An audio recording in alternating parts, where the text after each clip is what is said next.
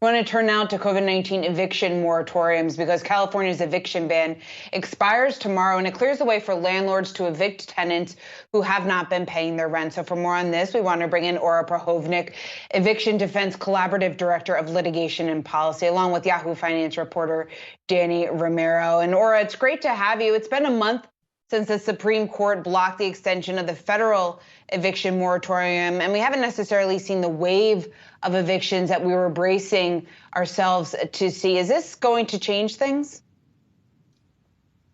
Well, one of the reasons we didn't see a wave of evictions after the Supreme Court's ruling is that there were a number of local moratoriums in place, and the state Supreme Court ruling had no effect on state, city, and county local rulings. So we are going to be in a very different picture come October 1st. California has a significantly large population and is losing its moratorium as of the end of September. And Ora, I had a quick question I was looking at the numbers from the Housing is Key, the program that California has, and it's unclear on how many applications still have a pending status when it comes to rental relief.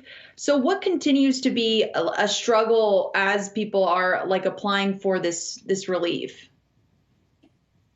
There are absolutely a very high number of pending applications where the paperwork has been submitted to the state, but the funds have not yet been released. And there's such a large number of factors that are involved in that. The applications are made at both the landlord side of the relationship and the tenant side, and then there's a matching that has to occur. There's a great deal of documentation that's required to verify tenant eligibility. They have to be at least at 80% of adjusted median income to be able to be qualified. They have to demonstrate a COVID-related financial hardship. They need to document the precise sum of rent that's owed. So all of that takes time to provide, and then you layer on top of that language barriers. If the tenant is not a native English speaker, there are attempts to have adequate translation services, but they're not all working as well as they could be. And then there's what we call the digital divide. The entire system was set up to operate online. Not all tenants who need this assistance have email or internet access or even cell phones. And so other means of processing their applications have to be created, and that's all slowing the process down. Treasury Secretary Janet Yellen's going to get grilled about the funds, the billions of dollars that were made available tomorrow on Capitol Hill. What question would you ask her, or does this really fall down at the responsibility of the states? I think the responsibilities exist at all levels. And I also think that one of the things that should be asked of Secretary Yellen is, will there be additional funds released by Treasury to supplement what's already been released? Because if you just look at the sheer numbers, it sounds like such a lot of money in terms of how much rental assistance has already been made available. But when you look at the arrears, it's not going to touch it. And although there's a lot of protections in place right now in California, even though the moratorium is lifting, tenants will continue to be protected as long as there are pending rental assistance applications that are in the works. But once the programs run out of money, all those evictions will be allowed to go forward. So it's essential first that tenants apply early and participate in the program, and it's also essential that there be enough funds available for those applications. And, in California, they have about $5.2 billion for rental assistance, and that is that enough to cover all the tenants that need it? Absolutely not. It's what I was just referring to. It sounds like a huge number, and it's simply not going to touch the problem. And there will need to be additional funds.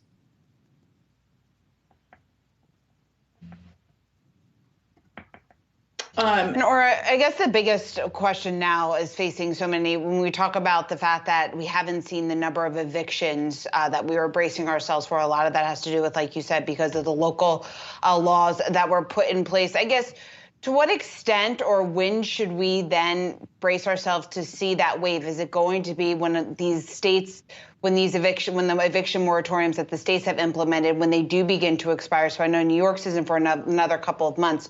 So it will be over the next, 6 to 12 months?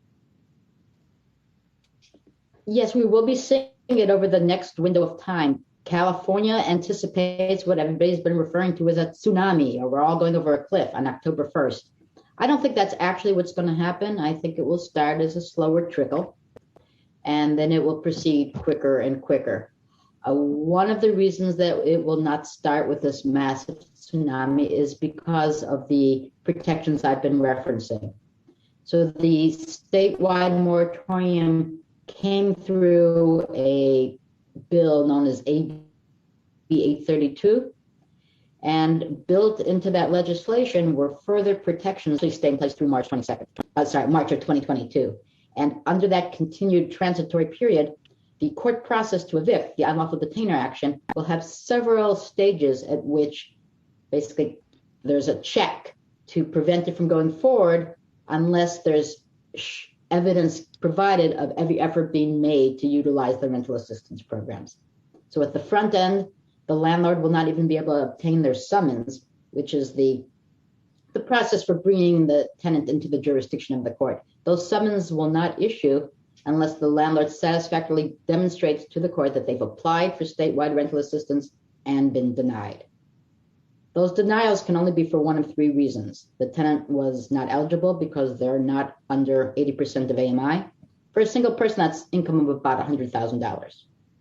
Or there can be a denial because the tenant refused to cooperate in the process. The landlord applies and the tenant ignores it. Or there could be a denial because the program runs out of money. And that's, as I mentioned earlier, one of our greatest fears. There's a second mechanism for protecting tenants, even if the summons is issued, and that is further along in the court process, the tenant can obtain what's called a stay of execution. They can delay or pause the entire process upon demonstrating to the court that the tenant has an approved application for rental assistance. It doesn't require that the funds already have been released, but it requires more than merely a pending application. It has to be approved. And if that exists, the court will freeze the process until the payment is made. And is there a really like a long-term solution to this? Is there one, especially in California? I think the long-term solution, it requires much more systemic change than we can't just keep throwing money at the problem and say that's going to address it. We've released a great deal of funds through these Treasury payments to both the statewide area and some local cities and counties.